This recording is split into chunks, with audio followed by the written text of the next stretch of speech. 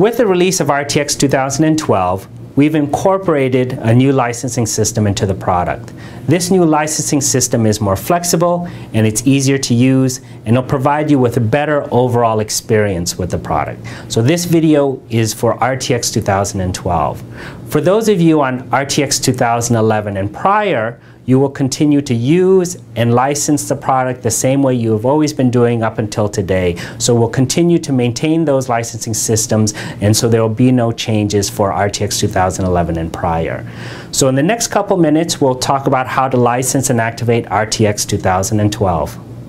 So once you've gone to the product download section of our website, you'll download and install RTX, and once the installation is complete, you will then get this activation and configuration utility. Here at the top of the screen is where you'll enter in your activation key. Over on the right hand side here you have an activate button and import license button.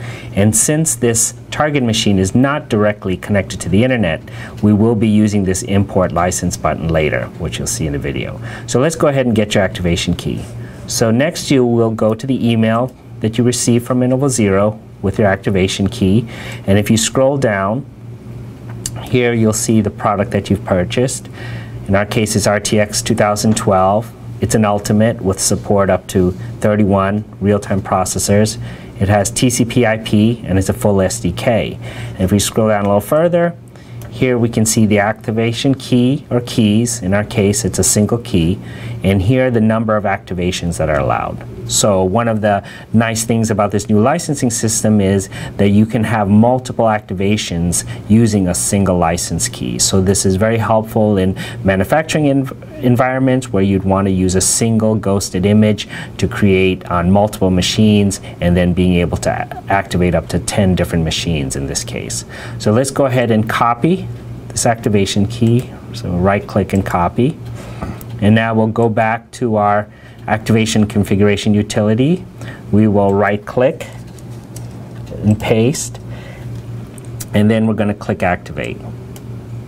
So if you look here, you'll see that a pop-up appear and it says no network is available. Again, this target machine is not directly connected to the internet, and it's asking, would you like to create a fingerprint file? So a fingerprint file is simply a descriptive file that explains or has a lot of serial numbers about your particular PC. It's essentially a DNA file, so that when we create a license key, it will node lock RTX to that particular machine.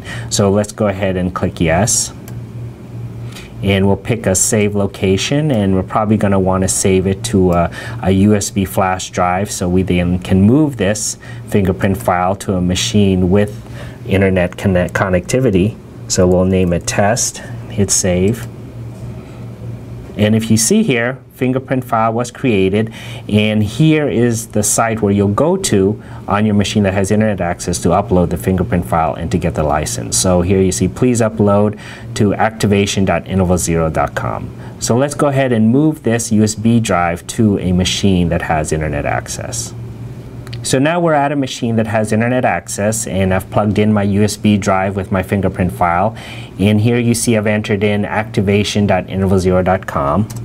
Go ahead and hit enter, and so you'll get this screen that prompts you to find the location of your fingerprint file. So we'll go ahead and browse to our USB drive.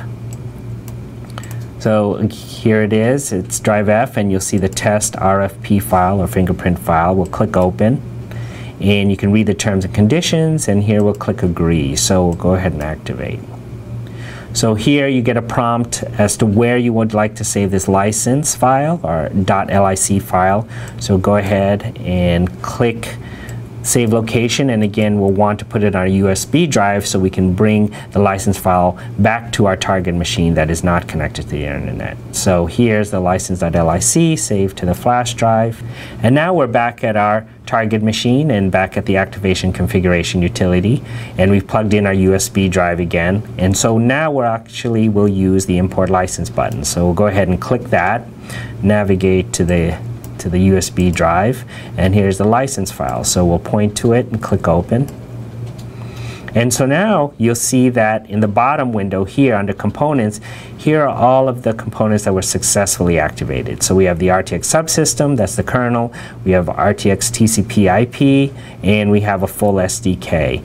And you would have noticed also that popped up is an ever so important button, and that's the configure button. So even though all these components have been successfully activated, you can see here the system is not configured.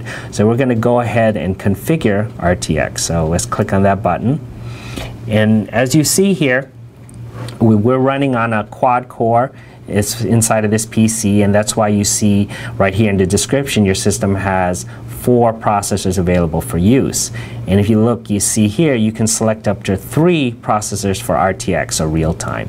So technically we have an ultimate runtime which supports up to 31 real-time cores, but we can only use up to 3 cores because on this quad-core system 1 core has to be dedicated for Windows, and that's why you see this little lock here. So the maximum number of real-time cores we can use is 3. So in our configuration, we would like to use 2 cores for Windows and 2 for RTX. So there's 2 ways of entering this in. One, you can manually enter them in here in the dialog boxes, and the total or the sum needs to be 4 because that's the total number of processors we have in our system. But the easier way to enter it is just by clicking on these icons below. So you can click the configuration you want, and in our case here we want 2 for Windows again and 2 for RTX, and you can see those numbers are reflected in the dialog boxes. So now once that's done, we'll go ahead and click the Done button, and for your changes to take effect you will have to restart RTX. So now you'll get this pop-up window and we will click yes to restart the computer.